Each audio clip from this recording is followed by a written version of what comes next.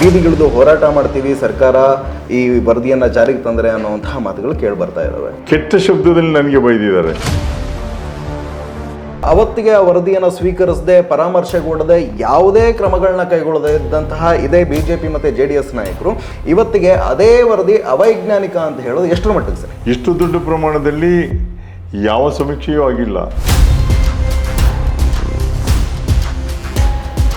ಮೂಲ ವರದಿ ನಾಪತ್ತೆ ಆಗಿತ್ತು ಅಂತ ನೀವು ಕೂಡ ಹೇಳಿದ್ರಿ. ಒಂದು ದಿವಸ ಹಸ್ತಕ್ಷೇಪವನ್ನು ಮಾಡಲಿಲ್ಲ ಸಿದ್ದರಾಮಯ್ಯ. ಮತ್ತೆ ಸಿದ್ದರಾಮಯ್ಯ ಅವರು ಹೇಳೇ ಬರೆಸಿದ್ದಾರೆ, ತಮಗೆ ಬೇಕಾದಾಗ ಬರೆಸ್ಕೊಂಡಿದ್ದಾರೆ ಅಂತ ಆರಶಕ್ ಅವರು. ಹಾಗಾದ್ರೆ ಒಂದು ಮಾಡುವ, ಅವರು ಹೇಳಿ ಹಿಂದಿಗೆ ಬರೀಲಿಕ್ಕೆ ಹೇಳಿದ್ದಾರೆ ಅಂತ ನಾವು ಹೇಳ್ಬೋದಾ? ನಿಮ್ಮ ಆಯೋಗದ ವರದಿಯ ಶಿಫಾರಸ್ಸಿನಲ್ಲಿ ಒಕ್ಕಲಿಗರಿಗೂ ಮೀಸಲಾತಿನ ಹೆಚ್ಚಳ ಮಾಡಬೇಕು ಅಂತ ಶಿಫಾರಸ್ ಮಾಡಿದ್ದೀರಿ, ಲಿಂಗಾಯತರಿಗೂ ಮೀಸಲಾತಿನ ಹೆಚ್ಚಳ ಮಾಡಬೇಕು ಅಂತ ಶಿಫಾರಸ್ ಮಾಡಿದ್ದೀರಿ. ಇದ್ಯಾಕೆ ಚರ್ಚೆ ಆಗ್ತಿಲ್ಲ ಅಂತ? ಜಾತಿ ಹೆಸರನ್ನು ಹೇಳಿದ್ದಾರೆ ಬಿಟ್ಟರೆ ಲಿಂಗಾಯತ ಅಥವಾ ವೀರಶೈವ ಲಿಂಗಾಯತ ಅಂತ ಬರ್ಸಿಲ್ಲ. ಮೂಲ ಪ್ರತಿ ಸಿದ್ದರಾಮಯ್ಯನವ್ರ ಮನೇಲಿ ಇಲ್ಲ, ವಿರೋಧ ಪಕ್ಷದವ್ರು ಹೇಳ್ತಾ ಇರೋರು. ಅಲ್ಲ, ಮೂಲ ಪ್ರತಿ ಸಿದ್ದರಾಮಯ್ಯನ ಮನೆಗೆ ಹೋಗೋದು ಹೇಗೆ? ಜಾತಿ ಗಣತಿಯ ಅಗತ್ಯ ಇತ್ತ?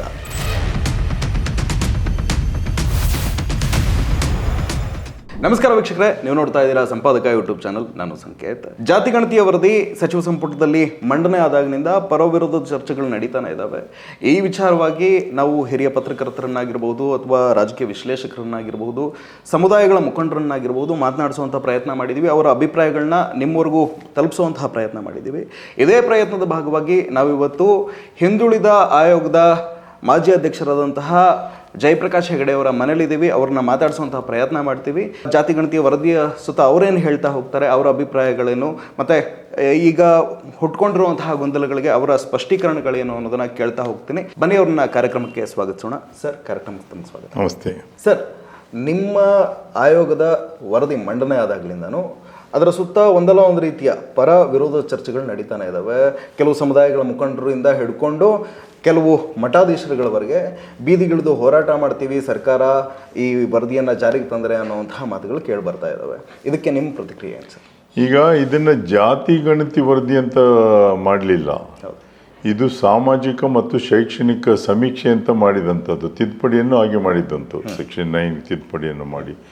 ಅದರಿಂದ ಕಾಂತರಾಜ್ ಅವರು ಅಧ್ಯಕ್ಷರಾಗಿದ್ದಾಗ ಇಡೀ ರಾಜ್ಯದಲ್ಲಿ ಮನೆ ಮನೆಗೆ ತೆರಳಿ, ಅದರಲ್ಲಿ ಜಿಲ್ಲಾಧಿಕಾರಿಗಳು ನೇತೃತ್ವದಲ್ಲಿ ಅಲ್ಲಿ ಆ ಜಿಲ್ಲೆಯ ಅಧಿಕಾರಿಗಳೆಲ್ಲ ಶಿಕ್ಷಕರನ್ನು ಸೇರಿ ಅವರಿಗೆ ಒಂದು ಫಾರ್ಮೇಟನ್ನು ಕೊಟ್ಟಿದ್ದರು.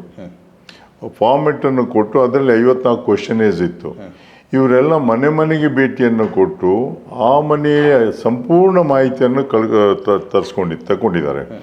ಅಂದರೆ ಅಲ್ಲಿಯ ಸಾಮಾಜಿಕ ಸ್ಥಿತಿಗತಿ, ಅವರು ಶೈಕ್ಷಣಿಕ ಪರಿಸ್ಥಿತಿ ಏನಿದೆ, ಉದ್ಯೋಗದಲ್ಲಿದ್ದಾರ, ಇವೆಲ್ಲ ಮಾಹಿತಿಯನ್ನು ತಗೊಂಡು ಫಾರ್ಮನ್ನು ಫಿಲಪ್ ಮಾಡಿದ ಮೇಲೆ ಲಿವಿಂಗ್ ಕಂಡೀಷನ್ ಎಲ್ಲ ಆ ಮನೆಯವರ ಸಹಿಯನ್ನು ತಗೊಂಡಿದ್ದಾರೆ.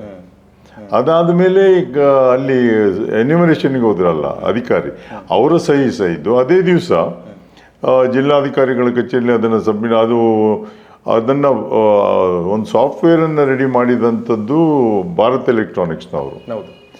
ದಿನ ಅಪ್ಲೋಡ್ ಮಾಡ್ತಾ ಇದ್ದರು, ಪ್ರತಿದಿನ. ಅದನ್ನ ಅಂದ್ರೆ ಇವಾಗ ಸಮೀಕ್ಷೆ ಮಾಡ್ಕೊಂಡ್ ಬರ್ತಾರೆ, ಅದನ್ನು ಇಮಿಡಿಯೇಟ್ ಆಗ್ತಾ ಇತ್ತು. ಅದನ್ನು ಸಂಪೂರ್ಣ ಆದ ಮೇಲೆ 3 ತಿಂಗಳ ಕಾಲ ಅವಧಿಯನ್ನು 1 3 ತಿಂಗಳು ಎಕ್ಸ್ಟೆಂಡ್ ಮಾಡಿದರು. ಯಾರಿಗಾದರೂ ಏನಾದರೂ ಅದನ್ನು ಅನುಮಾನ ಇದೆ, ತಿದ್ದುಪಡಿ ಮಾಡಲಿಕ್ಕಿದ್ದರೆ ಅದರಲ್ಲಿ ಪುನಃ ಕರೆಕ್ಷನ್ ಮಾಡಿಸ್ಲಿಕ್ಕೆ ಅವಕಾಶ ಇದೆ. ಯಾರು ಸೇರದೇ ಇದ್ದಿದ್ದರೆ ಹೋಗಿ ಮಾಡ್ಬೋದು ಅಂತ ಯಾರೂ ಮಾಡಿಲ್ಲ.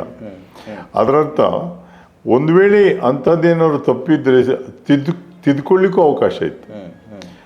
ಅದನ್ನು ಪುನಃ ಇಂಡಿಯನ್ ಇನ್ಸ್ಟಿಟ್ಯೂಟ್ ಆಫ್ ಮ್ಯಾನೇಜ್ಮೆಂಟ್ನವರು ಅದನ್ನೆಲ್ಲ ಚೆಕ್ ಮಾಡಿ ಸರ್ಟಿಫೈ ಮಾಡಿದ್ದಾರೆ ಸರಿಯಾಗಿದೆ ಅಂತ. ಅದನ್ನು ಇದಕ್ಕಿಂತ ಜಾಸ್ತಿ ಪ್ರಿಕಾಷನ್ ಎಲ್ಲೂ ತಗೊಂಡು they have taken abundant precaution ಇದನ್ನು ಮಾಡುವಾಗ. ಅದಾದ ಮೇಲೆ ಇದರಲ್ಲಿ ಕಂಪ್ಲೀಟ್ ಅದನ್ನೆಲ್ಲ ಎಲ್ಲ ಅಧ್ಯಕ್ಷರು, ಸದಸ್ಯರು, ಎಲ್ಲರದ ಮೆಂಬರ್ ಸೆಕ್ರೆಟರಿ ಅದಕ್ಕೆ ಸಹಿ ಮಾಡಿದ್ದಾರೆ. ಅದರಿಂದ ಜಾತಿ ಗಣತಿ ಅಂತಲ್ಲ, ಸಾಮಾಜಿಕ ಶೈಕ್ಷಣಿಕ ಸ್ಥಿತಿಗತಿ ಬಗ್ಗೆ ಏನೋ ಗಣತಿಯನ್ನು ಮಾಡಿದ್ದಾರೆ. ಅದು ಸಂಪೂರ್ಣ ಭಾರತ್ ಎಲೆಕ್ಟ್ರಾನಿಕ್ಸ್ನವರ ಕಸ್ಟಡಿಯಲ್ಲೇ ಇದೆ. ಅದು ಬೇರೆ ಯಾರು ಅದನ್ನು ಟ್ಯಾಂಪರ್ ಮಾಡಲಿಕ್ಕೂ ಆಗೋದಿಲ್ಲ. ಅದರಿಂದ ಯಾರಾದರೂ ಅನುಮಾನಗಳಿದ್ದರೆ ಇನ್ನು ಮುಂದೆಯೂ ಅದನ್ನು ಚೆಕ್ ಮಾಡಲಿಕ್ಕೆ ಕ್ರಾಸ್ ಚೆಕ್ ಮಾಡಲಿಕ್ಕೆ ಅವಕಾಶ ಇದೆ. ಅದಾದ ನಂತರ ನಮ್ಮ ಆಯೋಗ ಬಂದ ಮೇಲೆ ನಾವು ಹಿಂದಿನ ಕೆಲವು ನ್ಯೂನತೆಗಳನ್ನು ಹೇಳಿ ಸರ್ಕಾರಕ್ಕೆ ಪತ್ರವನ್ನು ಬರೆದಿದ್ವಿ. ಹಿಂದಿನ ಸರ್ಕಾರ ನಮಗೆ ಉತ್ತರವನ್ನು ಬರಲಿಲ್ಲ. ಹಿಂದಿನ ಸರ್ಕಾರ ಅಂದ್ರೆ ಯಾವ ಸರ್ಕಾರ ಹೇಳ್ತೀವಿ? ಭಾರತೀಯ ಜನತಾ ಪಕ್ಷದ ಸರ್ಕಾರ ನಮ್ಮನ್ನು ನೇಮಕ ಮಾಡಿದ್ದು ನನ್ನ ಅಧ್ಯಕ್ಷ ಮತ್ತು ಎಲ್ಲ ಆಯೋಗ ನೇಮಕ ಮಾಡಿದ್ದದ್ದೇ. ಅದರ ಹಿಂದೆ ಕಾಂತರಾಜ್ ಅವರು ಬರೆದ ವರದಿಯನ್ನು ಕುಮಾರಸ್ವಾಮಿ ಅವರು ಮುಖ್ಯಮಂತ್ರಿ ಆಗಿದ್ದಾಗ ಕೊಡ್ಲಿಕ್ಕೆ ಹೋಗಿದ್ರು. ನನಗೆ ಬಂದಂಥ ಇನ್ಫಾರ್ಮೇಶನ್ ಅವ್ರು ತಗೊಳ್ಳಿಲ್ಲ ಅಂತ. ಒಂದು ವೇಳೆ ಅವರಿಬ್ಬರಿಗೂ ಅದು ಬೇಡ ಅಂತ ಇದ್ದಿದ್ರೆ ಅವತ್ತು ತಗೊಂಡು ರಿಜೆಕ್ಟ್ ಮಾಡ್ಲಿಕ್ಕೆ ಅವಕಾಶ ಇತ್ತು. ಅದನ್ನ ಪರಾಮರ್ಶೆಗೆ ಕೊಡ್ಬೋದಿತ್ತು. ಅಟ್ಲೀಸ್ಟ್ ಡಿಸ್ಕಷನ್ಗೆ ತಗೊಂಡಿದ್ರೆ ಸ್ವಲ್ಪ ಮಾಹಿತಿ ಆದ್ರೂ ಹೊರಗೆ ಬರ್ತಾ ಇತ್ತು. ಈಗ ನಾವು ಬರೆದ ಪತ್ರಕ್ಕೆ ಉತ್ತರ ಬರಲಿಲ್ಲ. ನೀವು ಸರ್ಕಾರಕ್ಕೆ ಪತ್ರ ಬರೆದ್ರಿ, ಯಾರು ಮುಖ್ಯಮಂತ್ರಿ ಸರ್? ಯಡಿಯೂರಪ್ಪನವರು ಮುಖ್ಯಮಂತ್ರಿ ಆದಾಗ ತಾವು ಪತ್ರ ಬರೆದ್ರಿ. ಕಾಂತರಾಜು ಅವರು ಕುಮಾರಸ್ವಾಮಿ ಅವರು ಸಬ್ಮಿಟ್ ಮಾಡ್ಲಿಕ್ಕೆ ಹೋಗಿದ್ರು, ಪತ್ರ ಹೋಗಿದ್ರು. ಆಗ ಅವ್ರದ್ದು ಕಮಿಷನ್ ಬರ್ಕಸ್ತಾ ಅಲ್ಲ, ಯಡಿಯೂರಪ್ಪನವ್ರು ಬಂದ ಮೇಲೆ ಬರ್ಕಸ್ ಮಾಡಿದ್ರು. ಅದನ್ನ ನಮ್ಮನ್ನು ಅಪಾಯಿಂಟ್ ಮಾಡಿದ ಮೇಲೆ ನಾವು ಅದ್ರ ಬಗ್ಗೆ ಎಲ್ಲ ಮಾಹಿತಿಯನ್ನು ಒಂದು ಪತ್ರವನ್ನು ಬರೆದ್ವಿ. ನಮಗೆ ಉತ್ತರ ಬರಲಿಲ್ಲ. ಆಗ ಅದ ನಂತರ ಬೊಮ್ಮಾಯಿ ಅವರು ಬಂದರು. ಆಮೇಲೆ ಹೊಸ ಸರ್ಕಾರ ಬಂತು, ಸಿದ್ದರಾಮಯ್ಯನವರು ಮುಖ್ಯಮಂತ್ರಿಯಾಗಿ. ನಾನು ನೇರವಾಗಿ ಮುಖ್ಯಮಂತ್ರಿಗಳ ಹತ್ರ ಅವರ ಚೇಂಬರ್ಗೆ ಹೋಗಿ ರಾಜೀನಾಮೆಯನ್ನು ಕೊಡಲಿಕ್ಕಿದ್ದು ಕಳಿಸಿ. ಈಗ ಹೊಸ ಸರ್ಕಾರ ಬಂದಾಗ ಬದಲಾಗಿ ಅವರು ಇಲ್ಲ ನೀವು ಕಂಟಿನ್ಯೂ ಆಗಿ ಅಂತ ಹೇಳಿದರು. ನನ್ನನ್ನು ಮಾತ್ರ ಅಲ್ಲ, BJP ನೇಮಕ ಮಾಡಿದ ಎಲ್ಲ ಸದಸ್ಯರನ್ನು ಕಂಟಿನ್ಯೂ ಮಾಡಿದರು. ಹಳೆ ಸಮಿತಿ ಏನಿತ್ತು ಅವರೆಲ್ಲರನ್ನು ಕಂಟಿನ್ಯೂ ಮಾಡಿದಾಗ ನಮಗೆ ಪತ್ರ ಬಂತು ಪುನಃ. ಎಲ್ಲ ಪಕ್ಷದವರು ಇದ್ರು ಹಂಗಿದ್ರ ಕಮಿಟಿ? ಹೌದು, ಎಲ್ಲ ಪಕ್ಷ ಅಲ್ಲ, ಭಾರತೀಯ ಜನತಾ ಪಕ್ಷ ನೇಮಕ ಮಾಡಿದ ಅಧ್ಯಕ್ಷರು ಸದಸ್ಯರು ಇದ್ದಂಥದ್ದು. ಅದಾದ ಮೇಲೆ ನಾವು ಸರ್ಕಾರಕ್ಕೆ ಪತ್ರ ಬರೆದ್ವಿ. ಹಿಂದಿನ ನ್ಯೂನತೆಗಳ ಬಗ್ಗೆ ನಾವು ಏನು ತೀರ್ಮಾನ ತಗೊಳ್ಬೇಕು ಅಂತ ಸರ್ಕಾರ ನಮಗೆ ವಾಪಸ್ ಬರೆದರು. ನೀವು ಹಿಂದಿನ ಕಾಂತರಾಜ್ ಅವರ ಆಯೋಗದವರು ಏನು ದತ್ತಾಂಶವನ್ನು ಸಂಗ್ರಹ ಮಾಡಿದ್ದಾರೆ ಅದರ ಆಧಾರದ ಮೇಲೆ ನಿಮಗೆ ವರದಿಯನ್ನು ಮಾಡಿ ಸರ್ಕಾರಕ್ಕೆ ಕೊಡಿ ಅಂತ. ಆದ್ದರಿಂದ ಕಾಂತರಾಜ್ ಅವರು ಏನು ದತ್ತಾಂಶವನ್ನು ಸಂಗ್ರಹ ಮಾಡಿದ್ದರು ಮತ್ತೆ ನಮಗೆ ಸರ್ಕಾರದಿಂದ ಪತ್ರ ಬಂತು, ನೀವು ಹೊಸ ವರದಿಯನ್ನು ಕೊಡಿ ಅಂತ.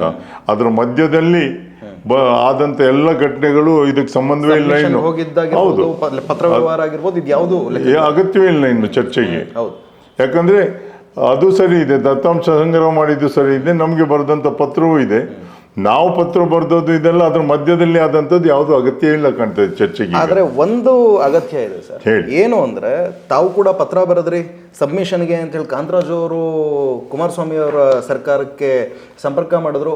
ಇಷ್ಟೆಲ್ಲ ಆದರೂ ಕೂಡ ಅವತ್ತಿಗೆ ಆ ವರದಿಯನ್ನು ಸ್ವೀಕರಿಸದೆ ಪರಾಮರ್ಶೆಗೊಡದೆ ಯಾವುದೇ ಕ್ರಮಗಳನ್ನ ಕೈಗೊಳ್ಳದೆ ಇದ್ದಂತಹ ಇದೇ BJP ಮತ್ತು JDS ನಾಯಕರು ಇವತ್ತಿಗೆ ಅದೇ ವರದಿ ಅವೈಜ್ಞಾನಿಕ ಅಂತ ಹೇಳೋದು ಎಷ್ಟರ ಮಟ್ಟಿಗೆ ಸರ್? ನಾನು ಹೇಳೋದು ಅದಕ್ಕೆ ಅದೆಲ್ಲವನ್ನು ಅವರು ತೀರ್ಮಾನ, ಅದರಿಂದ ಅವ್ರು ಇದ್ರ ಬಗ್ಗೆ ಚರ್ಚೆ ಇನ್ನು ಮಾಡಬಾರ್ದು ಅಂತ ನಾನು ಕೇಳ್ಕೊಳ್ಳುವಂಥದ್ದು.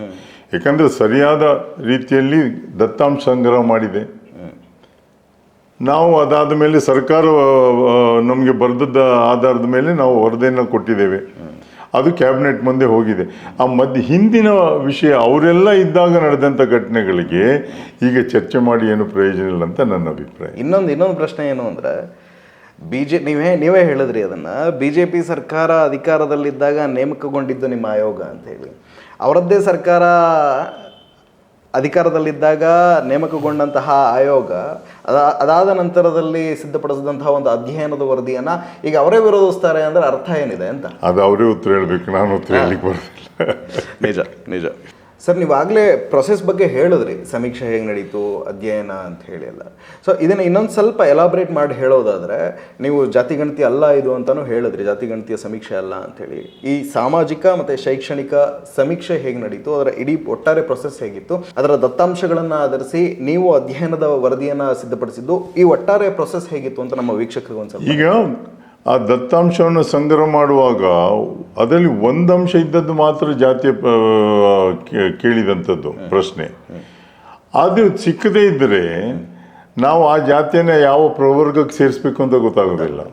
ಅದೇ ಸುಪ್ರೀಂ ಕೋರ್ಟ್ನವ್ರು ಇಂದಿರಾ ಸಾಹ್ನಿ ಕೇಸ್ನಲ್ಲಿ ಹೇಳಿರೋದು ಸಹ 50% ಮೀರಬಾರ್ದು ಮೀಸಲಾತಿ ಅಂತ. ಆದರೆ ಒಂದು ಹೇಳಿದೆ 50% ಯಾವಾಗ ಮೀರ್ಬೋದು ಆ ಎಂಪ್ರಿಕಲ್ ಡೇಟಾ ಇದ್ದಾಗ. ಹೌದು. ಅದಕ್ಕೋಸ್ಕರ ಇವೆಲ್ಲ ಡೇಟಾ ಸಿಕ್ಕಿದೆ ಅಲ್ಲ. ಹಿಂದೆ ಎಲ್ಲ ವರದಿಗಳನ್ನು ಕೊಟ್ಟಂಥದ್ದು ಸ್ಯಾಂಪಲ್ ಸರ್ವೆ ಮೇಲೆ. ಹೌದು ಹೌದು. ಆದರೆ ಈ ಒಂದು ಮಾಹಿತಿ ಸಂಗ್ರಹ ಮಾಡಿದ ಹಾಗೇ ಇರಲಿಲ್ಲ. ಹೌದು, 2011ರ ಒಂದು ಜನಗಣತಿಯಲ್ಲಿ 6,11,00,000 ಇದ್ದಂಥದ್ದು ರಾಜ್ಯದ ಜನಸಂಖ್ಯೆ. ಇದನ್ನು ಮಾಡಿದ್ದು 2015ರಲ್ಲಿ ಸರ್ವೆ ಸಮೀಕ್ಷೆ ಮಾಡಿದ್ದಂಥದ್ದು. ಈ ಸರ್ವೆಯಲ್ಲಿ ಬಂದ 5,98,00,000 ಜನಸಂಖ್ಯೆದು ಮಾಹಿತಿ ಸಿಕ್ಕಿದೆ. ಅಂದರೆ ವ್ಯತ್ಯಾಸ ಎಷ್ಟು ಅಂತ 5,98,00,000ಕ್ಕೂ 6,11,00,000 ಪ್ರಾಬಬ್ಲಿ ಒಂದು 3 ವರ್ಷ. 2015ಕ್ಕೆ ಒಂದು 2% 3% ಸೇರಿಸಿದರೆ ಮೇ ಬಿ 6,35 ಲಕ್ಷ ಅಂತ ಇಟ್ಕೊಂಡ್ರೆ ಗ್ಯಾಪ್ ಬರೋದು. ನಾವು ಜನಗೆ ಸಮೀಕ್ಷೆ ಎಷ್ಟಾಗಿದೆ, ಒಂದು 95%ವರೆಗೂ ಆಗಿದೆ ಅಂತ ಆಯ್ತು. ಇಷ್ಟು ದೊಡ್ಡ ಪ್ರಮಾಣದಲ್ಲಿ ಯಾವ ಸಮೀಕ್ಷೆಯೂ ಆಗಿಲ್ಲ. ಸ್ಪೆಷಲಿ ಜಾತಿ ಸಮೀಕ್ಷೆ ಆಗೇ ಇಲ್ಲ. ವಿಚಾರವಾಗಿ ಸಮೀಕ್ಷೆ ಆಗೇ ಈಗ ನಾವು 2011ರ ಸೆನ್ಸಸ್ ರಿಪೋರ್ಟ್ನಲ್ಲಿ ಇಲ್ಲಿವರೆಗೂ ಎಲೆಕ್ಷನ್ ಮಾಡೋದಾದರೆ ಒಂದು ವೇಳೆ ಅದು ಸರಿಪಡಿಸಲಿಕ್ಕೆ 3 ತಿಂಗಳು ಅವಕಾಶವನ್ನು ಕೊಟ್ಟಿದ್ದು, ಅದು ಆಗಲಿಲ್ಲ. ಈಗಲೂ ನೀವು ಅದನ್ನ ಶಾರ್ಟ್ ಕಟ್ಟಲ್ಲಿ ಹೇಳ್ತಿದ್ರೆ ನಾನು ಅದನ್ನ ಒಂದು ಸ್ವಲ್ಪ ನಿಮ್ಮನ್ನು ಎಲಾಬ್ರೇಟ್ ಮಾಡಿ ಹೇಳಕ್ಕೆ ಕೇಳ್ತೀನಿ ನಿಮ್ಮನ್ನ. ಏನು ಅಂದರೆ, ಜಾತಿ ಗಣತಿ ಅಥವಾ ಈ ಸಮೀಕ್ಷೆಗೆ ಹೋಗಿ ಬಂದಾದ ಮೇಲೆ ನಮ್ಮ ಮನೆಗೆ ಬಂದಿಲ್ಲ, ನಿಮ್ಮ ಮನೆಗೆ ಬಂದಿಲ್ಲ ಅಂತ ಹೇಳ್ತಿದ್ದಾರಲ್ಲ, ಅವರಿಗೆಲ್ಲ ಅವಕಾಶ ಕೊಟ್ಟರು. 3 ತಿಂಗಳು ಓಕೆ. ಪೇಪರ್ ಅಡ್ವರ್ಟೈಸ್ಮೆಂಟ್ ಕೊಟ್ಟು, ಜಾಹೀರಾತುಗಳನ್ನ ಕೊಟ್ಟು, ಯಾರಿಗಾದ್ರೂ ಅನುಮಾನ ಇದೆ, ತಪ್ಪಿದ್ರೆ ಬಂದು ಸರಿಪಡಿಸ್ಕೊಳ್ಬೋದು, ಸೇರಿಸ್ಕೊಳ್ಬೋದು ಅಂತಲೂ ಅವಕಾಶ ಇತ್ತು. ಓಕೆ. ಅದಾಗಲಿಲ್ಲ. ಯಾರಾದರೂ ಬಂದ್ರಾ ಸರ್? ಬಂದಾಗ ಕಾಣಲಿಲ್ಲ. ನನ್ನ ಪ್ರಕಾರ ಯಾರು ಬದಲಾವಣೆಯನ್ನು ಮಾಡಲಿಕ್ಕೆ ಹೋಗಿರಲಿಲ್ಲ. ಆದರೆ ಅದರ ಮಧ್ಯದಲ್ಲಿ ಹಿಂದಿನ ಸರ್ಕಾರದ ಬಗ್ಗೆ ತಾವೊಂದು ಪ್ರಶ್ನೆಯನ್ನು ಕೇಳಿದಕ್ಕೊಂದು ಉತ್ತರವನ್ನು ಹೇಳ್ತೇನೆ. ಮಾನ್ಯ ಹಿಂದಿನ BJP ಸರ್ಕಾರದಲ್ಲಿದ್ದಂಥ ಹಿಂದುಳಿದ ವರ್ಗಗಳ ಸಚಿವರಾಗಿದ್ದವರು ಅವರೇನು ಮಾಡಿದ್ದಾರೆ, ಅವರು ವಿರೋಧ ಪಕ್ಷದಲ್ಲಿ ಇದ್ದಾಗಲೂ ಸಹ ಕಾಂಗ್ರೆಸ್ ಗೌರ್ಮೆಂಟ್ ಅನ್ನೋಕ್ಕೆ ಯಾವಾಗ ಸಮೀಕ್ಷೆಯ ವರದಿಯನ್ನು ವಿಧಾನಸಭೆ ಮಂಡಿಸ್ತೀರಿ ಅಂತ ಕೇಳಿದರು. ಅವರು ಸಚಿವರಾಗಿದ್ದಾಗ ನನ್ನ ನೇಮಕ ಆದದ್ದು, ಅಧ್ಯಕ್ಷರಾಗಿ ಸದಸ್ಯ. ಅವರು ಸದನದಲ್ಲಿ 2 ಬಾರಿ ಹೇಳಿದ್ದಾರೆ, ಜಯಪ್ರಕಾಶ್ ಹೆಗ್ಡೆ ಅವರನ್ನು ನಾವು ನೇಮಕ ಮಾಡಿದ್ದೇವೆ, ಅವರು ವರದಿ ಕೊಟ್ಟ ಕೂಡಲೇ ನಾವು ಮಂಡಿಸ್ತೇವೆ ಅಂತ ಹೇಳಿದ್ದಾರೆ. ಯಾರು ಅದನ್ನು ಮಂಡಿಸೋದಿಲ್ಲ, ಅದರಲ್ಲಿ ನ್ಯೂನತೆ ಇದೆ ಅನ್ನೋ ಬಗ್ಗೆ ವಿಧಾನಸಭೆಯಲ್ಲೂ ಹೇಳಿಲ್ಲ. ನಾವು ಕೊಟ್ಟ ವರದಿಯನ್ನು ಮಂಡಿಸ್ತೇವೆ ಅಂತ ಹೇಳಿ ಆಗಿದೆ. ಸೊ ಆವಾಗ BJP ಗೌರ್ಮೆಂಟಲ್ಲಿ ಇದ್ದ ಸಚಿವರು ಕೂಡ, ಆಮೇಲೆ ಆ ಇಡೀ ಅಧಿಕಾರದ ಭಾಗ ಕೂಡ ಯಾರು ಇದನ್ನು ವಿರೋಧ ಮಾಡಿಲ್ಲ. ಅವತ್ತಿಲ್ಲದೆ ಇರೋದು ವಿರೋಧ ಇವತ್ತು ಯಾಕೆ ಅಂತ. ಅದು ಇವಾಗ ಸಮೀಕ್ಷೆಗೆ ಇಲ್ಲದೆ ಇದ್ದಿದ್ದು ವಿರೋಧ, ಅಧ್ಯಯನದ ವರದಿ ಸಿದ್ಧಪಡಿಸಕ್ಕಿಲ್ಲದೆ ಇದ್ದಿದ್ದು ವಿರೋಧ ಇವತ್ತಿಗೆ ಯಾಕೆ ಅಂತ. ಇದು ಬರೀ ರಾಜಕೀಯದ ಮೇಲಾಟನ? ನಿಮ್ಗೆ ಉತ್ತರಿಸಕ್ಕೆ ಆಗುತ್ತೋ ಇಲ್ಲೋ ನನಗೆ ಗೊತ್ತಿಲ್ಲ, ಸಾಧ್ಯ ಆದ್ರೆ ಹೇಳಿ. ಏನ್ ಅನ್ಸುತ್ತೆ ನಿಮ್ಗೆ? ನಮ್ಮನ್ನು ಒಟ್ಟಿಗೆ ಕರೆದಾಗ ಚರ್ಚೆ ಮಾಡಿದಾಗ ಅವ್ರ ಉತ್ತರ ಹೇಳ್ಬೋದು, ಅಥವಾ ನಾವು ಅವ್ರಿಗೆ ಪ್ರಶ್ನೆಯನ್ನು ಕೇಳ್ಬೋದು, ನಾನು ಅವ್ರ ಪ್ರಶ್ನೆಗೆ ಉತ್ತರವನ್ನು ಹೇಳ್ಬೋದು. ಅದರಿಂದ ಇವು ಎಲ್ಲವನ್ನ ಅವರೇ ಉತ್ತರ ಹೇಳಿ ಆಗಿದೆ, ಮಂಡಿಸ್ತೀವಿ ಅಂತಲೂ ಹೇಳಿ ಆಗಿದೆ. ಅದರಿಂದ ಇದರಲ್ಲಿ ನ್ಯೂನ್ಯತೆಗಳು ಯಾವುದೇ ವರದಿಯಲ್ಲಿ ಸಣ್ಣ ಪುಟ್ಟ ಅದನ್ನು ಸರಿಪಡಿಸ್ಕೊಳ್ಳಿಕ್ಕೆ ಇನ್ನು ಮುಂದೇನೂ ಅವಕಾಶ ಇದೆ. ಯಾವ ಥರದ ನ್ಯೂನ್ಯತೆಗಳು ಅಂತೀರಿ ಸರ್? ಅದೇ ಅಂಕೆ ಸಂಖ್ಯೆಗಳ ಬಗ್ಗೆ ಹೇಳ್ತಾರಲ್ಲ, ಮುಂದೇನೂ ಸರಿಪಡಿಸ್ಕೊಳ್ಳಿಕ್ಕೆ ಅವಕಾಶ ಇದೆ ಅದಕ್ಕೆ. ಸರ್, ಇನ್ನೊಂದೇನು ಅಂದರೆ, ಜಾತಿ ಗಣತಿ ವಿಚಾರವಾಗಿ ತುಂಬ ದೊಡ್ಡ ಮಟ್ಟದಲ್ಲಿ ಚರ್ಚೆ ಆಗ್ತಿರೋದೇನು ಅಂದರೆ, ಇಲ್ಲ ನಮ್ಮ ಸ್ಪೆಷಲಿ ಲಿಂಗಾಯತ ಮತ್ತು ಒಕ್ಕಲಿಗ ಕಮ್ಯುನಿಟಿಯಿಂದ ಕೇಳಿಬರ್ತಾ ಇರೋವಂಥ ಮುಖಂಡರುಗಳಿಂದ ಕೇಳಿಬರ್ತಾ ಇರೋವಂಥ ಮಾತುಗಳೇನು ಅಂದರೆ, ನಮ್ಮ ಮುಖ್ಯ ಜಾತಿಯಿಂದ ಉಪಜಾತಿಗಳನ್ನು ಬೇರ್ಪಡಿಸ್ಬಿಟ್ಟಿದ್ದಾರೆ, ಆ ಮೂಲಕ ನಮ್ಮ ಸಮುದಾಯ ತುಂಬ ಪ್ರಬಲವಾಗಿಲ್ಲ, ತುಂಬ ದೊಡ್ಡ ಮಟ್ಟದಲ್ಲಿ ನಮ್ಮ ಜನಸಂಖ್ಯೆ ಇಲ್ಲ ಅನ್ನೋ ಥರ ಬಿಂಬಿಸಲಾಗ್ತಿದೆ ಅನ್ನೋ ಥರದ ಆರೋಪಗಳು ಸರ್. ನಾವು ಅತ್ಯಂತ ಜಾಗರೂಕತೆ, we have taken abundant precaution. ಎಲ್ಲ ಜಾತಿಯ ಉಪಜಾತಿಗಳನ್ನು ಒಂದೇ ಕಡೆಯಲ್ಲಿ ತರಲಿಕ್ಕೆ ಪ್ರಯತ್ನ ಮಾಡೋದು ಏನೂ ತಪ್ಪಾಗಿಲ್ಲ. ಯಾಕಂದರೆ ಬೇರೆ ಎಲ್ಲೋ ಈಗ ಒಕ್ಕಲಿಗರಲ್ಲಿ ಒಂದು ಅನುಮಾನ ಇತ್ತು, ಒಕ್ಕಲಿಗರು, ಕುಂಚಿಟಿಗರು ಇವ್ರನ್ನೆಲ್ಲ ಬೇರೆ ಇಲ್ಲ, ಅದನ್ನು ಒಂದೇ ಪಟ್ಟಿಯಲ್ಲಿ ತಂದಿದ್ದೇವೆ. ಆದರೆ ಕೆಲವೊಮ್ಮೆ ಏನಾಗ್ತದೆ ಅಂದರೆ, ಲಿಂಗಾಯತರಲ್ಲೂ ಅಷ್ಟೇ, ಎಲ್ಲವನ್ನು ಒಂದೇ ಕಡೆ, ಎರಡೂ ಕಡೆಯಲ್ಲಿ ಸಮಸ್ಯೆ ಏನಂದರೆ, ಈಗ ಒಕ್ಕಲಿಗರು ಅವರು ಬರೀ ಒಕ್ಕಲಿಗ ಅಂತ ಹೇಳಿದರೆ ಒಕ್ಕಲಿಗರ ಸಂಖ್ಯೆ ಕಮ್ಮಿ ಆಗ್ತದೆ. ಕುಂಚಿಟಿಗ ಅಂತ ಹೇಳಿದ್ರೆ ಬರೀ ಒಕ್ಕಲಿಗ ಅಂತ ಹೇಳಿದರೆ ಆ ಸಂಖ್ಯೆ ಕಮ್ಮಿ ಆಗ್ತದೆ. ಕೆಲವು ಕುಂಚಿಟಿಗರು ತಮ್ಮನ್ನ ಎಸ್ಟಿಗೆ ಸೇರಿಸಿ ಅನ್ನುವಂಥ ಪ್ರಯತ್ನ ಹೇಳ್ತಾ ಇದ್ರು. ಅದರಿಂದ ಅವರು ಹೇಳಿರ್ಲಿಕ್ಕಿಲ್ಲ ಅನ್ನುವಂಥದ್ದು ಒಂದು ನನಗೆ ಗೊತ್ತಿಲ್ಲ ಏನಾಗಿದೆ ಅಂತ. ಅದೇ ಅನುಮಾನಗಳು. ಅದೇ ರೀತಿಯಲ್ಲಿ ಲಿಂಗಾಯತರಲ್ಲೂ ಹಾಗೆ ಆಗ್ತದೆ. ಎಲ್ಲ ಹಿಂದೂ ಜಾತಿಯಲ್ಲಿ ಇದ್ದಂಥದ್ದಕ್ಕೆ ಲಿಂಗಾಯತ ಟ್ಯಾಗ್ ಕೊಟ್ಟದಲ್ಲೇ ಲಿಂಗಾಯತ ವೀರಶೈವ ಅಂತ ಲಿಂಗಾಯತ ಅಂತ ಇದು ಅಂತ ಬರ್ತದೆ. ಉದಾಹರಣೆ ಕೊಡ್ತೇನೆ, ಗಾಣಿಗ, ಸಾದರು, ಬಣಜಿಗ, ಇವರೆಲ್ಲರದ್ದು ಇವೆಲ್ಲ ಮತ್ತೆ ಬೇರೆ ಬೇರೆ ಹಡಪದ ಎಲ್ಲವೂ ಕೆಲವೊಮ್ಮೆ ಏನಾಗ್ತದೆ, ಅವರಿಗೆ 2A ಸರ್ಟಿಫಿಕೇಟ್ ಬೇಕಿರ್ತದೆ. 3Bಗೆ ಹೋದರೆ ಸೆಂಟ್ರಲ್ ರಿಸರ್ವೇಷನ್ ಸಿಗ್ತದೆ ಇಲ್ಲೋ ಅನ್ನೋ ಭಯ. 2Aಯಲ್ಲಿ ಪರ್ಸೆಂಟೇಜ್ ಜಾಸ್ತಿ ಇದೆ, ಆಗ 15% ಇತ್ತು. ಅದಕ್ಕೋಸ್ಕರ ಎಲ್ಲರೂ ಬರೀ ಹೆಸರನ್ನು, ಜಾತಿ ಹೆಸರನ್ನು ಹೇಳಿದ್ದಾರೆ ಬಿಟ್ಟರೆ ಲಿಂಗಾಯತ ಅಥವಾ ವೀರಶೈವ ಲಿಂಗಾಯತ ಅಂತ ಬರ್ಸಿಲ್ಲ. ಅಂಥದ್ದು ಕೆಲವು ಶಿಫ್ಟ್ ಆಗಿರ್ಬೋದು, ಇಲ್ಲ ಅಂತ ಹೇಳಲಿಕ್ಕೆ ಆಗೋದಿಲ್ಲ. ಅದು ಎನ್ಯುಮರೇಷನ್ ಮಾಡಿದವ್ರು ತಪ್ಪಲ್ಲ, ಅಂದರೆ ಸಮೀಕ್ಷೆ ಮಾಡಿದವ್ರು ತಪ್ಪಲ್ಲವೇ ಇಲ್ಲ. ಯಾಕಂದರೆ ಅವ್ರು ಹೋಗಿ ಕೇಳಿದ್ದಾರೆ, ಇವ್ರು ಹೇಳಿದ್ದನ್ನು ಬರ್ಕೊಂಡು ಬಂದಿದ್ದಾರೆ. ಸಮೀಕ್ಷೆ ಮಾಡಿದವ್ರ ಕೆಲಸ ಅವ್ರು ಹೇಳಿದ್ದನ್ನು ಬರ್ಕೊಂಡು ಬರೋದು. ಆದರೆ ಸರ್ಟಿಫಿಕೇಟ್ ಕೊಡುವಾಗ ಎಲ್ಲರೂ ಆಲೋಚನೆ ಮಾಡಬೇಕೇನೆಂದರೆ, ನೀವು 2A ಸರ್ಟಿಫಿಕೇಟನ್ನೇ ಕೇಳ್ಬೋದು, ಅದನ್ನು village accountant, revenue inspector, tahsildar ಅದನ್ನೆಲ್ಲ ಚೆಕ್ ಮಾಡಿ ಕೊಡ್ತಾರೆ. ಒಂದು ವೇಳೆ ಬೈ ಮಿಸ್ಟೇಕ್ ಕೊಟ್ಟದ್ದಿದ್ರು ಸಹ ಪುನಃ ವೆರಿಫಿಕೇಷನ್ ಕಮಿಟಿಗೆ ಬಂದಾಗ ಅದು ತಪ್ಪು ಅಂತಾದರೆ ಕ್ಯಾನ್ಸಲ್ ಆಗ್ತದೆ. ಯಾಕಂದರೆ ತಂದೆ ಜಾತಿ ಯಾವುದಿದೆ ಸರ್ಟಿಫಿಕೇಟ್ನಲ್ಲಿ, ಮಕ್ಕಳಿಗೆ ಅದೇ ಬರ್ತದೆ ಬಿಟ್ಟರೆ ಬೇರೆ ಜಾತಿ ಸಿಗೋದಿಲ್ಲ. ಕೆಲವೊಮ್ಮೆ ಹಿರಿಯರಿಂದ ಬಂದದಿದ್ರೆ ಏನು ಮಾಡ್ಲಿಕ್ಕೆ ಆಗೋದಿಲ್ಲ. ಕೆಲವರು ಸರ್ಟಿಫಿಕೇಟ್ ತಗೊಂಡು ಅಧಿಕಾರಿಗಳಾದದ್ದು ಗೊತ್ತಿದೆ, ಅದನ್ನು ಯಾರು ಚಾಲೆಂಜ್ ಮಾಡದೇ ಇದ್ದರೆ ಕ್ಯಾನ್ಸಲ್ ಆಗೋದಿಲ್ಲ. ಒಂದು ವೇಳೆ ಚಾಲೆಂಜ್ ಮಾಡಿದರೆ ಕೆಲವು ಸಲ ಕ್ಯಾನ್ಸಲ್ ಆಗ್ತದೆ. ಸರ್, ಇನ್ನೊಂದೇನು ಅಂದರೆ ಮೂಲ ವರದಿ ನಾಪತ್ತೆ ಆಗಿತ್ತು ಅಂತ ನೀವು ಕೂಡ ಹೇಳಿದ್ರಿ ಒಂದ್ಸತಿ. ನಾನು ಹೇಳಿದೆ, ಅದೆಲ್ಲ ಹೋಯ್ತು. ಈಗ ಹೊಸ ನಮಗೆ ಆದೇಶ ಬರಲಿಕ್ಕೆ ಬಂದ ಮೇಲೆ ಆ ಹಿಂದಿನ ಇದರದ್ದು ಆಯೋಗದ ವರದಿ ಡೇಟಾ ಮಾತ್ರ ನಾವು ಡೇಟಾ ಇಟ್ಕೊಂಡು ನೀವು ಅಧ್ಯಯನ ಮಾಡಿದ್ದೀರಿ, ನಂಗೆ ಅರ್ಥ ಆಗುತ್ತೆ. ಮೂಲ ವರದಿ ಅಂತ ಹೇಳಿದರೆ ನಮಗೆ ಅಂದರೆ ಹಿಂದಿನ ಆಯೋಗದವರು ಒಂದು ಬರೆದಂಥ ವರದಿಗೆ ಆ ಸಹಿ ಹಾಕಿದ ಮೆಂಬರ್ಸ್ ಎಲ್ಲ ಸಹಿ ಮಾಡಿರ್ತಾರೆ, ಆ ವರದಿಯನ್ನು ಕೇಳಿದ್ದು. ಈಗ ಅದೆಲ್ಲ ಹೋಯ್ತು. ಈಗ ಹೊಸ ವರದಿಯನ್ನು ನಮಗೆ ಬರಲಿಕ್ಕೆ ಸರ್ಕಾರ ಹೇಳಿದ್ದಾರೆ, ನಾವು ಬರೆದಿದ್ದೇವೆ.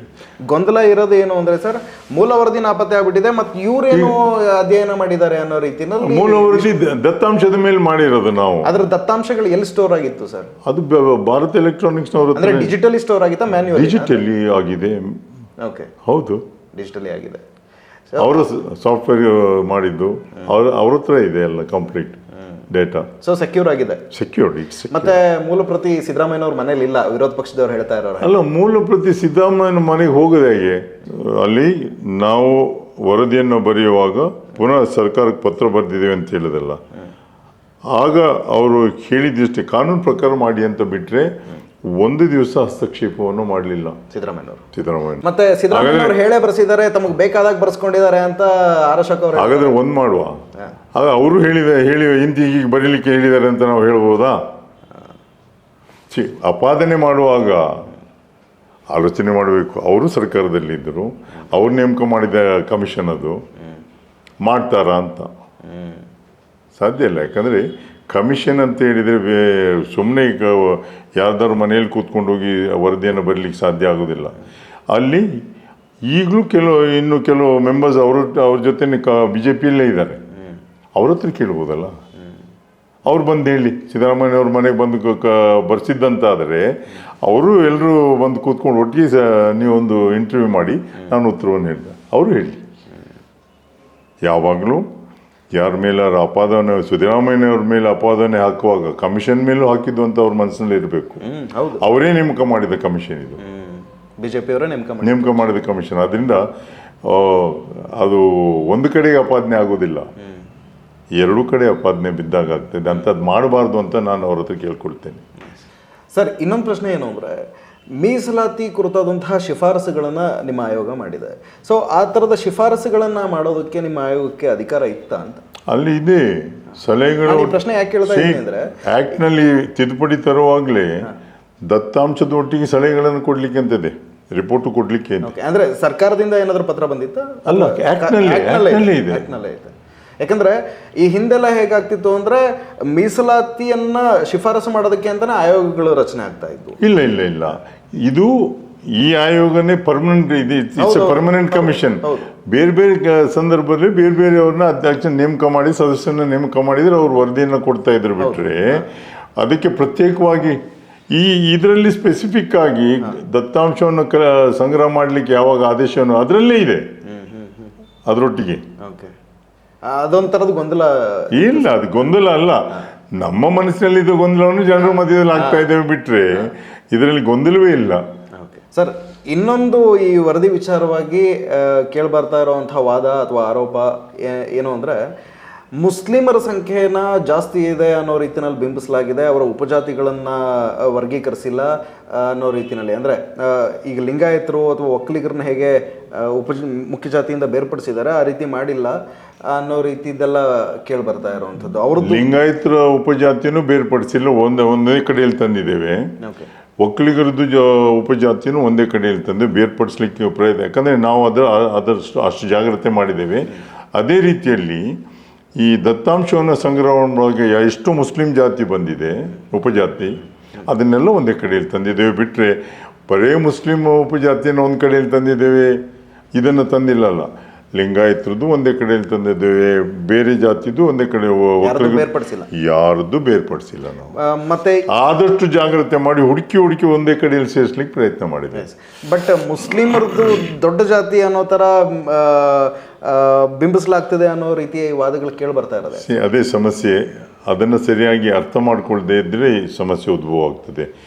ಈಗ ಮುಸ್ಲಿಮ್ಸ್ದು ಉಪಜಾತಿ ಎಲ್ಲ ಸೇರಿದಾಗ ಅಷ್ಟು ಜನಸಂಖ್ಯೆ ಒಂದೊಂದನ್ನು ತೆಗೆದಾಗ ಅಷ್ಟು ಬರೋದಿಲ್ಲ. ಈಗ ಅಲ್ಪಸಂಖ್ಯಾತರು ಯಾರು? ಮುಸಲ್ಮಾನರು, ಕ್ರಿಶ್ಚಿಯನ್ರು, ಜೈನರು, ಸಿಖ್ರು ಎಲ್ಲ ಬರ್ತಾರೆ, ಪಾರ್ಸೀಸ್ ಎಲ್ಲ ಬರ್ತಾರೆ.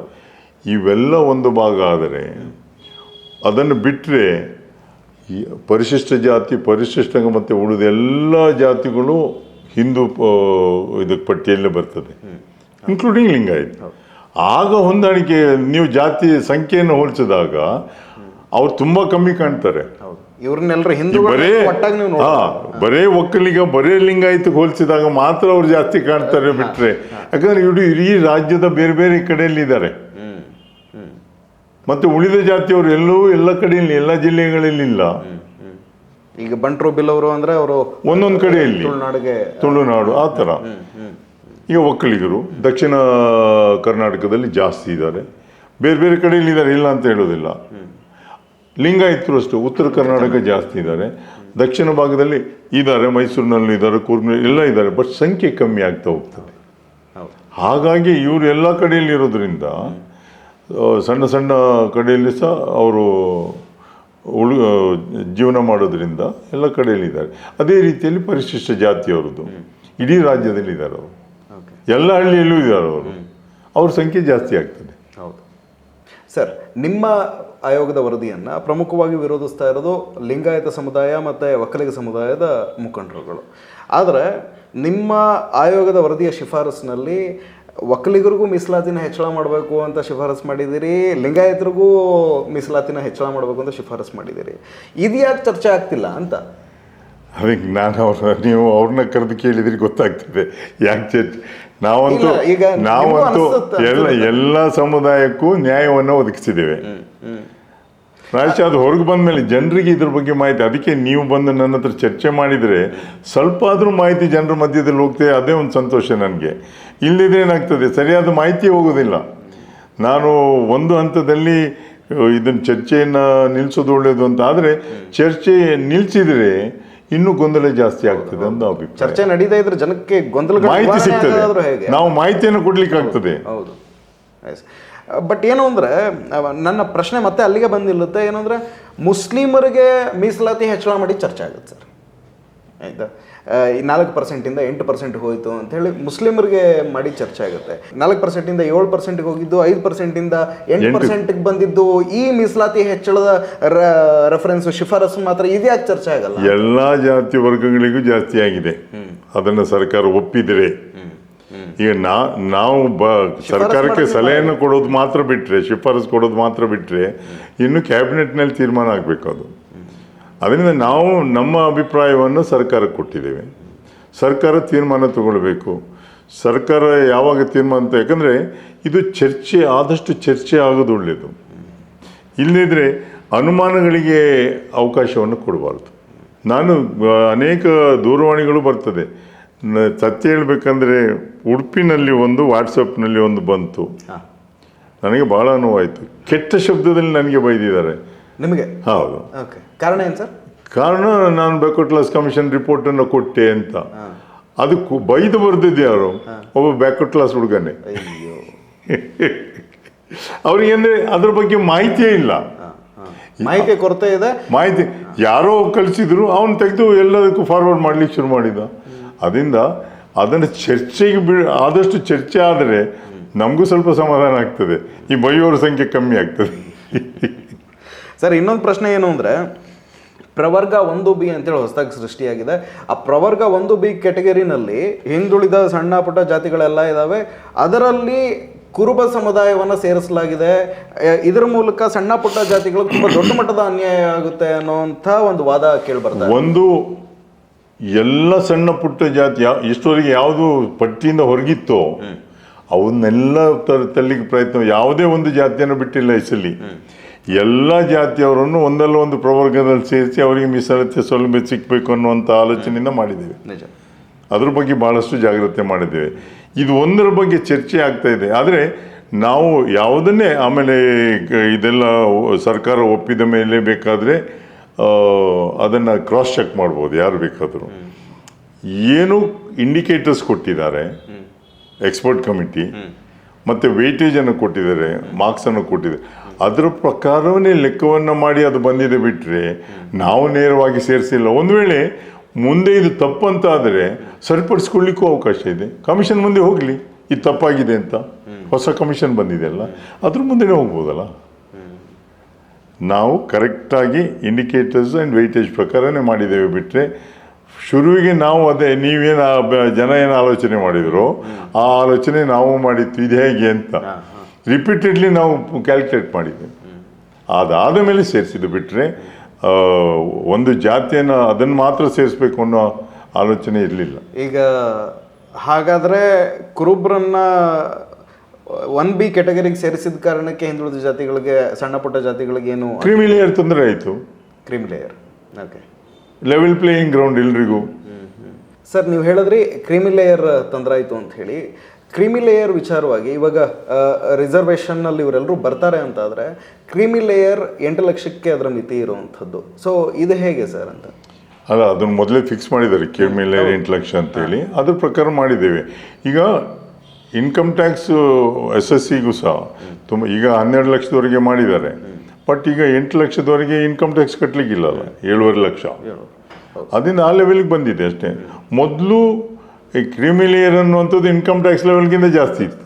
ಈಗ ಆ ಮಟ್ಟಕ್ಕೆ ಬಂದಿದೆ. ಅದರಿಂದ ಎಲ್ರಿಗೂ ಒಂದು 8 ಲಕ್ಷ ಅಂತ ಇರೋದ್ರಿಂದ ಎಲ್ರಿಗೂ ಒಂದೇ ಅಲ್ಲ, ಲೆವೆಲ್ ಪ್ಲೇಯಿಂಗ್ ಗ್ರೌಂಡ್ ಆಗ್ತದೆ. ಸರ್, ಈ ಕ್ರೀಮಿ ಲೇಯರ್ ಅಂತ ಏನು ಹೇಳಿದ್ವಿ, ಆ ಕ್ರೀಮಿ ಲೇಯರ್ಗೆ ಎಷ್ಟು ಜನ ಬರ್ತಾರೆ ಈ ಪಂಗಡಗಳಲ್ಲಿ ಅಥವಾ ಈ ಕೆಟಗರಿನಲ್ಲಿ ಇರೋ ಸಮುದಾಯಗಳಲ್ಲಿ ಜನಸಂಖ್ಯೆ ಅಂತ ಏನಾದರೂ ಅಂದಾಜು ನಿಮಗೆ? ಅಂದಾಜಿದೆ, ಬಟ್ ಅದನ್ನು ಲೆಕ್ಕ ಮಾಡಿದ್ದೇವೆ ನಾವು. ಬಟ್ ಈಗಲೇ ಬೇಡ, ಅದನ್ನು ಎಲ್ಲ ಮುಕ್ತಾಯ ಆದಮೇಲೆ ನಾವು ಸ್ವಲ್ಪ ಮಾಹಿತಿ ಹೆಚ್ಚು ಕೊಡ್ತೇವೆ ಅದರ ಬಗ್ಗೆ. ಆಗಲಿ ಸರ್, ಆಗಲಿ ಸರ್. ಇವಾಗ ನಿಮ್ಮ ಆಯೋಗದ ವರದಿನಲ್ಲಿ ಶಿಫಾರಸಾದ ಹಾಗೆ ನೋಡ್ತಾ ಹೋದರೆ ಎಲ್ಲ ಮೀಸಲಾತಿಯನ್ನು ನೀವೇನು ಒಂದೊಂದೇ ಸಮುದಾಯಗಳಿಗೆ ಮೀಸಲಾತಿಯ ಶಿಫಾರಸನ್ನು ಏನು ಮಾಡಿದಿರಿ ಅದೆಲ್ಲವನ್ನು ಒಟ್ಟಾರೆ ಲೆಕ್ಕ ಹಾಕ್ತಾ ಹೋದರೆ ಅದು 85%ವರೆಗೂ, 80ರಂತೂ ದಾಟುತ್ತಲ್ವ ಸರ್? ಅದೇನಾಗುತ್ತೆ, ಈಗ 50%, 51% ಬ್ಯಾಕ್ವರ್ಡ್ ಕ್ಲಾಸಿಗೆ, EWS ಮತ್ತು EWS 10%. ಅಂದರೆ 10% ರಾಜ್ಯದಲ್ಲಿ 10% ಬರೋದಿಲ್ಲ. ಅದರಲ್ಲಿ ಏನಾಗುತ್ತೆ, ಈ ರಾಜ್ಯದಲ್ಲಿ EWSಗೆ ಬರೋರ ಪರ್ಸೆಂಟೇಜ್ 2ರಿಂದ 3 ಇದ್ದರೂ ಇರ್ಬೋದು. ಅದಾದಾಗ ಉಳಿದವರು ಏನು 10% ಅಂತ ಲೆಕ್ಕ ಹಾಕ್ತಾರೆ. ಇಡೀ ರಾಷ್ಟ್ರಕ್ಕೆ ಕೊಟ್ಟದ್ದು 10% ಅಂತ. ಅದರಲ್ಲಿ ನಮ್ಮ ಕರ್ನಾಟಕ ರಾಜ್ಯದಲ್ಲಿ ಆ ಪಾಪ್ಯುಲೇಷನ್ ಎಷ್ಟಿದೆ ಅಂತ ಹೆಚ್ಚು ಕಮ್ಮಿ ಎಲ್ಲರೂ ಬೇಕು OBCಯಲ್ಲಿ ಬಂದುಬಿಟ್ಟಿದ್ದಾರೆ. ಇದರಲ್ಲಿ ಉಳಿಯೋದು ಯಾರು ಅಂದರೆ ಕ್ರೀಮಿ ಲೇಯರ್ ಅವರು ಬರೋರು ಮತ್ತು EWSನಲ್ಲಿ ಬರೋರು ಎಲ್ಲ ಒಂದು ಕಡೆ ಹೋಗ್ತಾರೆ.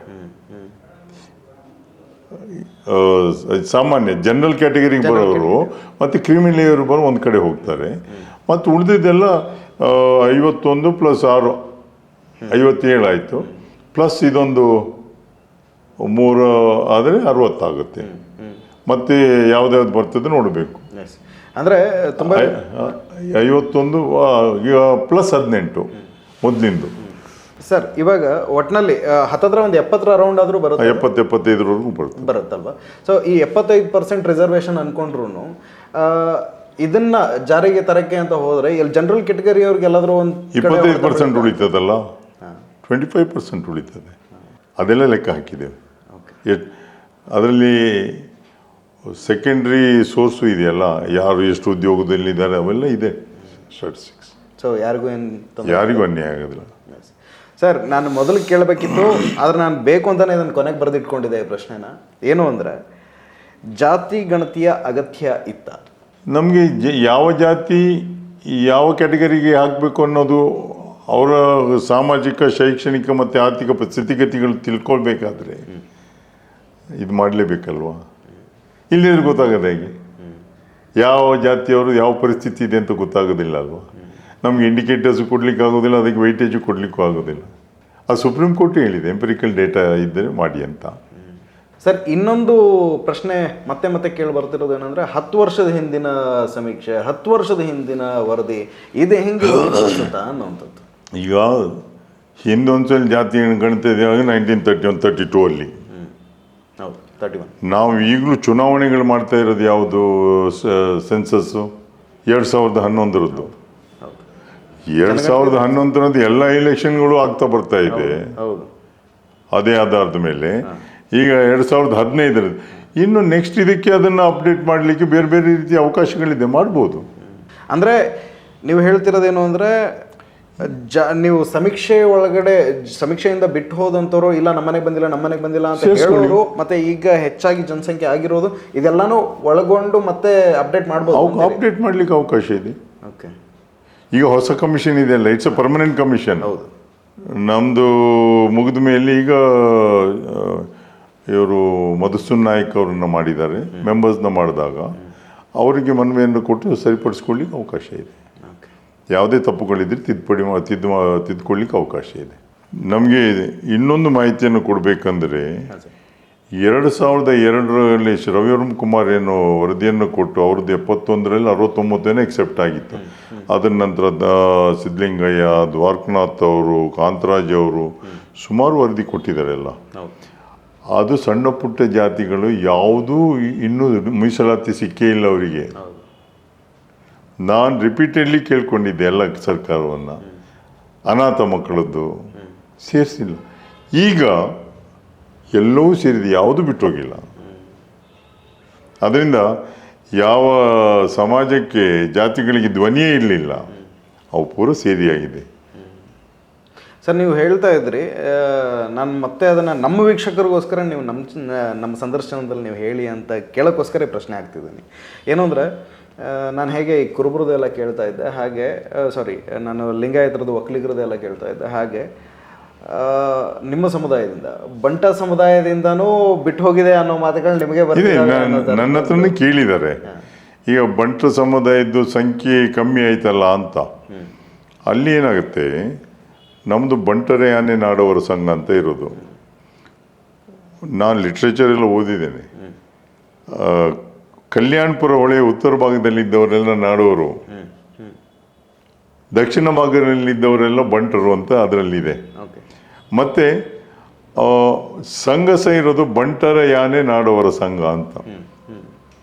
ಇದರಲ್ಲಿ ನಾಡವರಿಗೆ 2Aಗೆ ಹೋಗಿ ಸೆಂಟ್ರಲ್ ರಿಸರ್ವೇಷನ್ ಇದೆ. ಬಂಟರಿಗೆ 3Bಯಲ್ಲಿ ಇದೆ, ಬಿಟ್ಟರೆ ಸೆಂಟ್ರಲ್ ರಿಸರ್ವೇಷನ್ ಇಲ್ಲ. ಅದಕ್ಕಾಗಿ ಅದನ್ನು ಆಪ್ಟ್ ಮಾಡಿರ್ತಾರೆ. ಮತ್ತು ಇನ್ನೊಂದು, ಎಲ್ಲ ಜಾತಿಯ ಮಕ್ಕಳು ಶಿಕ್ಷಣ ಉದ್ಯೋಗ ಸಿಕ್ಕಿದ ಮೇಲೆ ಒಂದೇ ಕಲೀಲಿಕ್ಕೆ ಹೊರದೇಶಕ್ಕೆ ಹೋಗಿರ್ತಾರೆ. ಉದ್ಯೋಗಕ್ಕೆ ನಮ್ಮವರೆಲ್ಲ ಹೆಚ್ಚು ಮುಂಬೈಗೆ, ಗಲ್ಫ್ನಲ್ಲೆಲ್ಲ ಇದ್ದಾರೆ, ಅಮೆರಿಕದಲ್ಲಿದ್ದಾರೆ. ಆ ಸಂಖ್ಯೆ ಇದರಲ್ಲಿ ಬರಲಿಲ್ಲ. ಬೇರೆ ರಾಜ್ಯದಲ್ಲಿ, ಬೇರೆ ದೇಶದಲ್ಲಿದ್ದವ್ರದ್ದೆಲ್ಲ ಇದರಲ್ಲಿ ಬರಲಿಲ್ಲ ಗಣತಿಯಲ್ಲಿ, ಅಲ್ವಾ? ಸಮೀಕ್ಷೆಯಲ್ಲಿ ಬರಲೇ ಇಲ್ಲ. ಮನೆಯವರು ಹೇಳಿಲ್ಲ, ಅವ್ರ ಇಲ್ಲಿ ಇಲ್ಲ, ಹೊರಗಿದ್ದಾರೆ, ಏನೂ ಕೊಟ್ಟಿರ್ಲಿಕ್ಕಿಲ್ಲ. ಆದ್ದರಿಂದ ಯಾರು ರಾಜ್ಯದ ಒಳಗಿದ್ದಾರೆ ಅವ್ರದ್ದು ಮಾತ್ರ ಬಂದಿದೆ, ಬಿಟ್ಟರೆ ಹೊರ ರಾಜ್ಯ ಮತ್ತು ಹೊರ ದೇಶದಲ್ಲಿದ್ದವ್ರದ್ದು ಇದರಲ್ಲಿ ಬಂದಿಲ್ಲ. ಸೊ ಅದು ಒಟ್ಟಾರೆ ಜನಗಣತಿನಲ್ಲಿ ಬರೋ ಸಾಧ್ಯತೆ. ಟೋಟಲ್ ಅಲ್ಲ, ಅದು ಬರೋದೇ ಇಲ್ಲ ಜನಗಣತಿನಲ್ಲಿ. ಯಾಕಂದ್ರೆ ಅವರು ಅಲ್ಲಿ ಕೆಲವರು ಸಿಟಿಸನ್ಶಿಪ್ ತಗೊಂಡಿದ್ದಾರೆ, ನಾನ್ ರೆಸಿಡೆಂಟ್ ಇಂಡಿಯನ್ಸ್ ಆಗಿ ಅಲ್ಲೇ ಇದ್ದಾರೆ. ಸರ್, ಈ ವರದಿ ಇವತ್ತಿನವರೆಗೂ ಬಹಿರಂಗ ಆಗಿಲ್ಲ. ಸಚಿವ ಸಂಪುಟ ಸಭೆಯಲ್ಲಿ ಮಂಡನೆ ಆಗಿದೆ. ಬಿಟ್ಟರೆ ಇವಾಗ ಮಾಧ್ಯಮಗಳಲ್ಲಾಗಿರ್ಬೋದು, ಸಾಮಾಜಿಕ ಮಾಧ್ಯಮಗಳಲ್ಲಾಗಿರ್ಬೋದು, ಸಾರ್ವಜನಿಕವಾಗಿರ್ಬೋದು ಚರ್ಚೆ ಆಗ್ತಿರೋದು ಸೋರಿಕೆ ಆಗಿರುವಂತಹ ವರದಿಯ ಕೆಲವಷ್ಟು ಪುಟಗಳ ದತ್ತಾಂಶಗಳು, ಮಾಹಿತಿಗಳನ್ನ ಇಟ್ಕೊಂಡು ಮಾತ್ರ ಈ ಚರ್ಚೆ ನಡೀತಾ ಇರುವಂಥದ್ದು. ಸೊ ಈ ಸೋರಿಕೆಯಾದಂತಹ ಮಾಹಿತಿಗಳನ್ನ ಇಟ್ಕೊಂಡು ನಾವು ನೀವು ಮಾತಾಡ್ತಿದ್ದೀವಿ, ನಾವು ನಿಮ್ಮನ್ನು ಮಾತಾಡಿಸ್ತಿದ್ದೀವಿ, ಆ್ಯಂಡ್ ಅದೇ ಥರ ಚರ್ಚೆ ನಡೀತಿದ್ದಾವೆ. ವಿರೋಧಿಸ್ತಿರೋರು ಇದೇ ಸೋರಿಕೆಯಾದ ಮಾಹಿತಿಗಳನ್ನ ಇಟ್ಕೊಂಡು ವಿರೋಧಿಸ್ತಾ ಇದ್ದಾರೆ. ಸೊ ಏನು ಹೇಳಕ್ಕೆ ಇಷ್ಟಪಡ್ತೀರಿ ಸರ್ ವಿರೋಧಿಸ್ತೀವಿ? ನಾನು ಸೋರಿಕೆ ಆದದ್ದು ಒಳ್ಳೇದು ತಪ್ಪು ಸರಿ ಬಗ್ಗೆ ಚರ್ಚೆ ಮಾಡೋದಕ್ಕಿಂತ ಜನರ ಮಧ್ಯೆ ಇದು ಹೋಗೋದು ಒಳ್ಳೇದು, ಆದಷ್ಟು ಚರ್ಚೆ ಆಗೋದು ಒಳ್ಳೇದು. ನಾ ಚರ್ಚೆ ಆಗಿ ಪ್ರಶ್ನೆಯನ್ನು ಕೇಳಿದರೆ ಉತ್ತರವನ್ನು ಹೇಳಲಿಕ್ಕೆ ಆಗ್ತದೆ.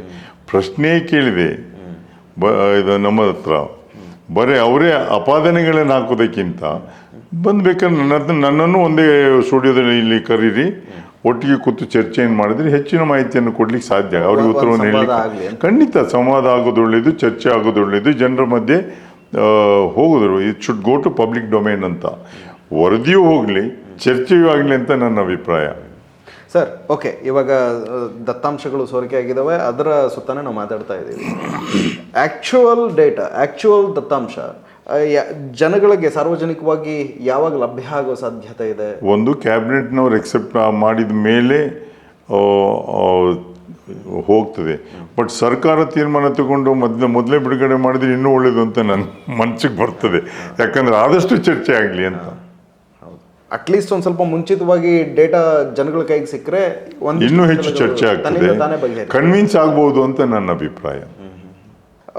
ಯಾವುದೇ ಸಮುದಾಯಕ್ಕೆ ಅನ್ಯಾಯ ಆಗದೇ ಇರೋ ರೀತಿಯಲ್ಲಿ ಒಂದು ಲೆವೆಲ್ ಪ್ಲೇಯಿಂಗ್ ಗ್ರೌಂಡ್ನ ನೀವು ಮಾಡಿದ್ದೀನಿ, ಅದೇ ರೀತಿಯಲ್ಲಿ ಒಂದು ವರದಿ ಕೊಟ್ಟಿದ್ದೀವಿ ಅಂತ ಹೇಳ್ತಿದ್ದೀರಿ.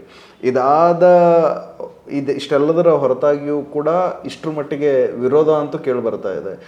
ಇದನ್ನ ನೋಡಿದಾಗ ಏನನ್ಸುತ್ತೆ ಸರ್ ನಿಮಗೆ? ನನಗೆ ಅವರಿಗೆ ಒಂದು ಸಲಹೆಯನ್ನು ಕೊಡ್ಲಿಕ್ಕೆ ಇಚ್ಛೆ ಪಡ್ತೇನೆ. ನಾವೇನು ವರದಿಯನ್ನು ಕೊಟ್ಟಿದ್ದೀವಿ ಅದರಲ್ಲಿ ಇನ್ನೂ ನ್ಯೂನತೆಗಳನ್ನು ಕಂಡುಹಿಡಿದರೆ, ಈಗ ಹೊಸ ಆಯೋಗ ಬಂದಿದೆ, ಅವರ ಮುಂದೆ ಹೋಗಿ ಅದರ ಬಗ್ಗೆ ಚರ್ಚೆಯನ್ನು ಒಂದು ಮನವಿಯನ್ನು ಕೊಟ್ಟು ಅವರು ಇದನ್ನು ಡೇಟಾ ಕೊಟ್ಟು ಮತ್ತು ಪ್ರೂಫ್ ಕೊಟ್ಟರೆ ಅವರು ಅದನ್ನು ತಿದ್ದುಪಡಿ ಮಾಡಿ ಸರ್ಕಾರಕ್ಕೆ ವರದಿಯನ್ನು ಕೊಡಲಿಕ್ಕೆ ಆಗ್ತದೆ. ಅದರಿಂದ ಅದಕ್ಕೆ ಅವಕಾಶ ಇರುವಾಗ ಚರ್ಚೆ ಆಗಿ ಅದು ಸರ್ಕಾರ ಅದನ್ನು ಒಪ್ಪಿಗೆಯನ್ನು ಮಾಡಿ ಇನ್ನು ಹೊಸ ಕಮಿಷನ್ ಮುಂದೆ ಹೋಗೋದು ಒಳ್ಳೆಯದು ಅಂತ ನನ್ನ ಅಭಿಪ್ರಾಯ. ಯಾವುದೇ ಬದಲಾವಣೆಗಳನ್ನು ಮಾಡಲಿಕ್ಕೆ ಹೊಸ ಕಮಿಷನಿಗೆ ಅವಕಾಶ ಇದೆ. ಯಾಕಂದರೆ it's A permanent commission, supreme court ಹೇಳಿ ಆಗಿರುವಂಥದ್ದು ಇದು. ಸರ್, ಸರ್ಕಾರದ ಈಗ ವಿರೋಧ ಪಕ್ಷದವರು ಯಾವುದೋ ಸಮುದಾಯಗಳ ಮುಖಂಡರುಗಳು ಅವರ ಆತಂಕಗಳನ್ನು ವ್ಯಕ್ತಪಡಿಸೋದ್ರಲ್ಲಿ, ವಿರೋಧಗಳನ್ನ ವ್ಯಕ್ತಪಡಿಸೋದ್ರಲ್ಲಿ ಒಂದು ಅರ್ಥ ಇದೆ, ಒಪ್ಕೊಳ್ಳೋಣ ಅನ್ಕೋಬೋದು. ಆದರೆ ಸರ್ಕಾರದ ಭಾಗವಾಗಿರುವಂತಹ ಸಚಿವರುಗಳು, ಶಾಸಕರು ವಿರೋಧ ವ್ಯಕ್ತಪಡಿಸ್ತಾ ಇರುವಂಥದ್ದು, ಇದಕ್ಕೇನಾದರೂ ನೀವು ಕಮೆಂಟ್ ಮಾಡೋಕ್ಕೆ ಸಾಧ್ಯ ಇದೆಯಾ? ಸರ್ಕಾರದ ಭಾಗದವ್ರಿಗೆ ಕ್ಯಾಬಿನೆಟ್ ಮಿನಿಸ್ಟರ್ಸಿಗೆ ಕೊಟ್ಟಾಗಿದೆ ರಿಪೋರ್ಟು. ಇನ್ನು ಹೆಚ್ಚು ಅಂದರೆ ಎಮ್ ಎಲ್ ಎಸ್ಗೂ ಇದ್ರ ಬಗ್ಗೆ ಮಾಹಿತಿಯನ್ನು ಕೊಟ್ಟು ಅವ್ರ ಹತ್ರ ಚರ್ಚೆ ಮಾಡೋದು. ಬೇಕಾದ್ರೆ ನಾನು ಸಹ ಹೋಗಿ ಕೂತು ಚರ್ಚೆಯನ್ನು ಮಾಡಲಿಕ್ಕೆ ತಯಾರಿದ್ದೇನೆ, ಅವಕಾಶ ಇದ್ದರೆ. ಯಾಕಂದರೆ ನೀವು ಲೀಕ್ ಮಾಡಿದ್ರಿ ಅನ್ನೋ ಪ್ರಶ್ನೆ ಲೀಕ್ ಎಲ್ಲ ಹೆಚ್ಚಿನ ಮಾಹಿತಿ ಅವ್ರಿಗೆ ಬಂದಾಗಿದೆ, ತೊಂದರೆ ಇಲ್ಲ. ಚರ್ಚೆ ಮಾಡಲಿಕ್ಕೆ ಅವರಿಗೀಗ ಸಮಾಧಾನಕರದ ಉತ್ತರವನ್ನು ಕೊಡಲಿಕ್ಕೆ ನಾನು ತಯಾರಿದ್ದೇನೆ. ಸರ್, ಇಷ್ಟೊತ್ತು ನಿಮ್ಮ ಜೊತೆ ಕೂತು ಮಾತನಾಡಿ ಜಾತಿ ಗಣತಿಯ ವರದಿಯ ಸುತ್ತ ತಮ್ಮ ಅಭಿಪ್ರಾಯ, ಪುನಃ ಜಾತಿ ಗಣತಿಯಲ್ಲಿ ಸಾಮಾಜಿಕ ಮತ್ತು ಶೈಕ್ಷಣಿಕ ಸಮೀಕ್ಷೆ. ಸರ್, ನೀವು ಹೇಳಿದ ಹಾಗೆ ಇದು ಸಾರ್ವಜನಿಕವಾಗಿ ಜಾತಿ ಗಣತಿ ಅಂತ ಚರ್ಚೆ ಆಗ್ತಿದೆ. ನೀವು ಹೇಳ್ತಿದ್ದೀರಿ ಸಾಮಾಜಿಕ ಮತ್ತು ಅದಿರೋದು ಕೂಡ ಹಾಗೇನೆ, ಸಾಮಾಜಿಕ ಹಾಗೆ ಮತ್ತು ಶೈಕ್ಷಣಿಕ ಸಮೀಕ್ಷೆ ಅಂಥೇಳಿ. ಇದರ ಸುತ್ತ ನಮ್ಮ ಜೊತೆ ತಮ್ಮ ಅಭಿಪ್ರಾಯಗಳನ್ನು, ಅನುಭವವನ್ನು ಎಲ್ಲವನ್ನೂ ಹಂಚಿಕೊಂಡು ಒಂದಿಷ್ಟು ಸ್ಪಷ್ಟೀಕರಣಗಳನ್ನ ಕೂಡ ಕೊಟ್ಟಿದ್ದಕ್ಕೆ ತಮಗೆ ತುಂಬ ಹೃದಯದ ಧನ್ಯವಾದ. ನಮಸ್ತೆ. Thank you sir.